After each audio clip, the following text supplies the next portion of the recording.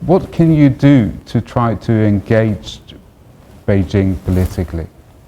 Well, I think it's very unproductive and unhelpful for Beijing, China to use all kinds of labels to attack the democratically elected government of Taiwan. And we urge the government of Beijing to be open to dialogue with the democratically elected leadership of Taiwan.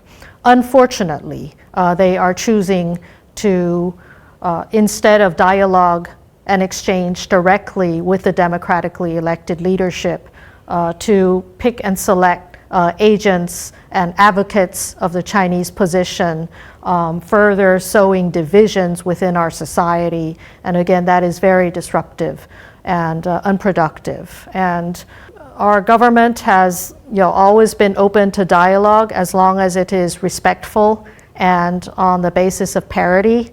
And I think this is a position, a very reasonable position that should also be supported by the international community. Do you see any possibility of any dialogue with Beijing over the next years? Well, ultimately, the ball's in Beijing's court. That is, we are in favor of maintaining a status quo. Could you do more to reach out to Beijing? Is it possible for you to do more? Well, Beijing has rejected our call for dialogue and engagement, and that is unfortunate. It's a complicated world, and I think Russia's invasion of Ukraine was a wake-up call to the people of Taiwan that we cannot be complacent, that we cannot take peace for granted. We have to do more to sustain the peace and stability that is so important for the people of Taiwan, for this region, and also for the world. It is unfortunate that China has taken such a provocative course in increasing their military presence, in disrupting the expectation of a peaceful and stable environment in this region, and refusing to dialogue with the democratically elected government of Taiwan. We are very concerned about their increasing military action, their increasing military behavior, as well as their hybrid coercion, which is not only in the form of a military presence in this region, but also in disinformation, psychological warfare, political warfare, and economic coercion. Are you concerned that if Russia gets its way in Ukraine, it will set an example for China when it comes to Taiwan? I think there are certainly many Taiwanese people who are worried about that. We are also in a very asymmetric situation with the reality that the totalitarian governments are taking a very aggressive posture and threatening also our survival. And so again, we are reminded that we need to fortify our security.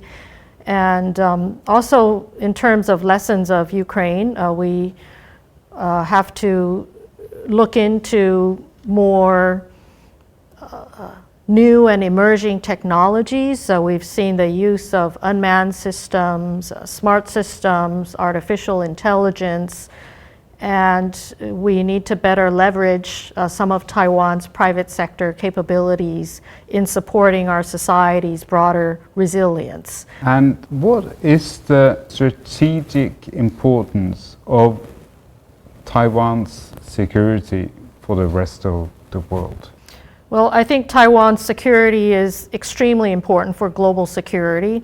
Any breach of the stability and security of the Taiwan Strait would destabilize the entire Indo-Pacific region, not only from a security standpoint, but also economically. Statistics show that nearly half of global maritime commerce, container freights, transit through the vicinity of the Taiwan Strait. Taiwan plays a pivotal role in global technology supply chains. And by that, I mean that Taiwan technology powers many global devices, from your phones to your cars to satellites and defense. And Taiwan is on the front line of defending freedom. And although we are a small country relative to many other societies in the world, but no country is too small to deserve freedom. And I think that matters to the world too. If there is a conflict, is Taiwan capable of defending itself without the US? Well, I think everything we are doing now, and I want to reiterate that, is that everything we are doing is to prevent conflict or that scenario from ever happening. Now, having said that, we know we have to do more to invest in our defense. We have to continue to modernize our military, to acquire the best systems, the best training, and we need to do that in partnership with the United States, of course, but ultimately it's about our own will to defend and investing in our self-defense that will be the strongest deterrent. Afraid that President Trump will try to make Taiwan part of a greater deal with China without consulting Taiwan?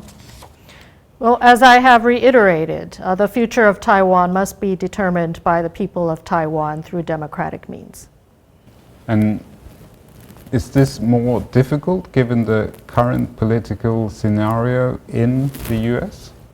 Well, Taiwan is a very important partner to the United States, contributing to global technology supply chains and actually trusted and reliable supply chains, not only building technology, but building trusted and reliable technology. Your party fought for democracy in Taiwan, but it's also a party that has a long-term goal of independence for Taiwan. But is this provocative towards Beijing? Could you, in government, do more to de-escalate?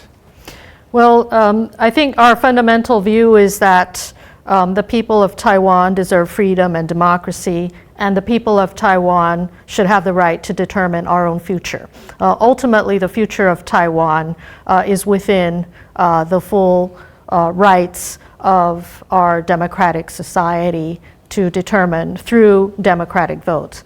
Now, our view is that Taiwan is by all means an independent society, and that any change to the status quo must also be approved by the people of Taiwan through democratic means.